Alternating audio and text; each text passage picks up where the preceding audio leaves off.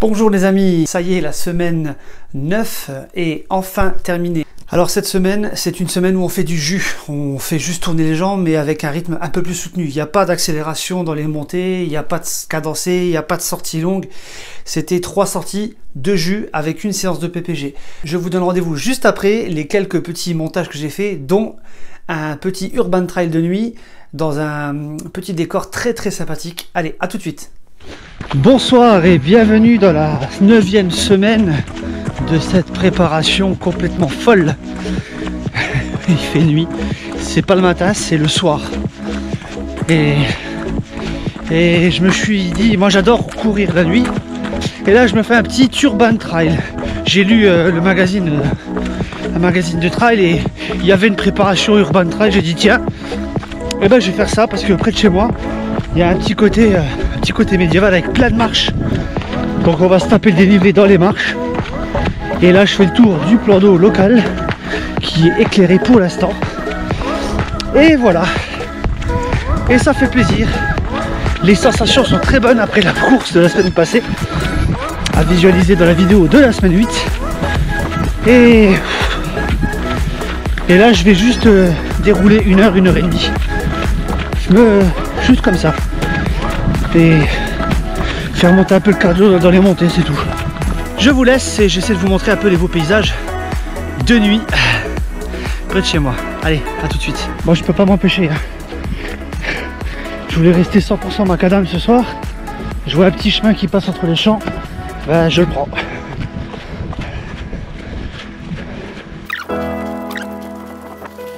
Oh la vache. Coucou toi. Première montée de marche. Hop, hop, hop.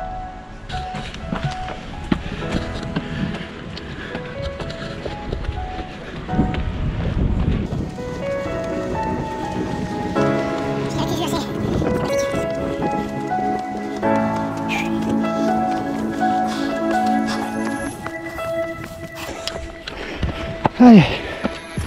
Et puis une petite rue pavée, comme dans le sud. Oh, il y a un beau chemin là. Par là. Allez hop.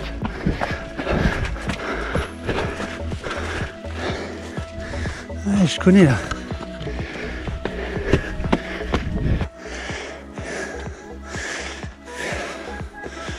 Un vrai urban trail.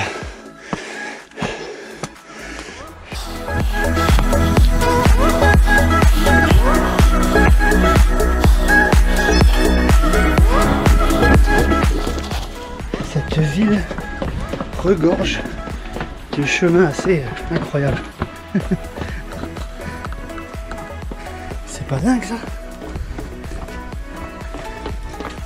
C'est au moins le 7e que je fais. Moi je descends mais à monter. Fou. Allez, c'est la 2e séance. Sortie du kiné. Le kiné me dit toujours tu peux courir quand tu viens. On me dépose à l'aller et j'y vais. Et je reviens en courant. Donc une sortie cool, très cool. Quelques accélérations forcément. Pour garder un rythme soutenu. Mais on n'est plus sur des grosses sorties avec l'accélération dans les montées, les vitesses, les machins. Ça fait très bizarre mais il faut savoir se préserver pour le grand jour.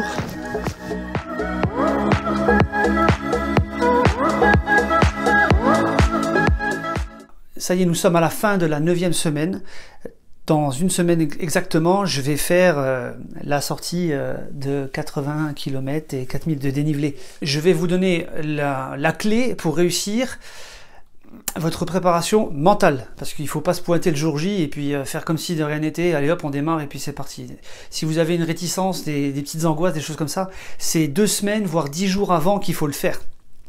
Qu'il faut y penser, qu'il faut s'imaginer. Ça s'appelle de la sophrologie. Et merci Anne-Marie pour les conseils que tu m'as donnés il y a quelques années, parce que maintenant je les mets en place et ça m'aide fortement. Les conseils, c'est pas compliqué. Si vous pouvez aller chercher votre dossard la veille, allez-y, allez prendre l'ambiance de cet environnement et passer par la ligne d'arrivée. Un truc qui marche plutôt pas mal, en tout cas qui marche très bien pour moi. Je passe la ligne d'arrivée et je me fais une image mentale de cette ligne que je franchis. Et je me dis, cette ligne-là, tu vas la franchir.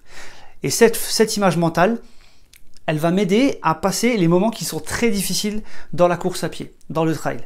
Parce que il y aura des moments difficiles. Et c'est clair, il y a personne qui arrive très très rarement, il y a que les élites de bout en bout. Ils ont aucune faiblesse, non. Il y a des problèmes, des vrais problèmes. C'est ça la course à pied, c'est ça le trail. Il faut s'adapter à la situation. On peut aussi avoir une image mentale tout autre. Une image mentale liée, par exemple, ça peut être vos enfants, ça peut être un moment de joie, un moment de bonheur. Il faut absolument mémoriser cette image mentale et au moment où ça va bloquer, où ça va coincer dans la course à pied, n'hésitez pas à vous projeter l'image mentale en tête. Et ça marche vraiment.